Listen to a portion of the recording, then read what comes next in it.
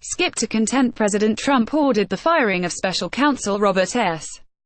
Mueller last June, but he backed off after White House counsel Donald McGahn threatened to resign, according to a report Thursday in the New York Times.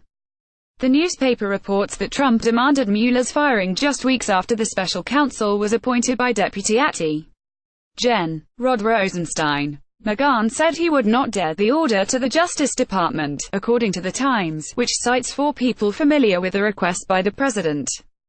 Trump argued at the time that Mueller could not be fair because of a dispute over golf club fees that he said Mueller owed at a Trump golf club in Sterling, VA. The president also believed Mueller had a conflict of interest because he worked for the same law firm that was representing Trump's son-in-law and advisor, Jared Kushner. Peter Carr, a spokesman for Mueller, did not immediately return a call for comment Thursday night. Ty Cobb, a White House lawyer working on the response to Mueller's investigation, declined to comment Thursday night. The response from Democrats was nearly immediate. Senator Mark R. Warner of Virginia, the top Democrat on the Senate Intelligence Committee, said that if the report in the Times is true, Trump has crossed a red line. Any attempt to remove the special counsel, pardon key witnesses or otherwise interfere in the investigation would be a gross abuse of power, and all members of Congress, from both parties, have a responsibility to our Constitution and to our country to make that clear immediately, Warner said. The report comes as Mueller moves ever closer to interviewing Trump himself. The president said Wednesday that he would gladly testify under oath, although a White House official quickly said afterward that the president did not mean he was volunteering to testify. Last June, when Trump was considering how to fire Mueller, the Times report says, the special counsel's inquiry had not progressed far, at least not in public. At that time he had yet to call on any major witnesses to testify and had not issued any charges or signed any plea deals.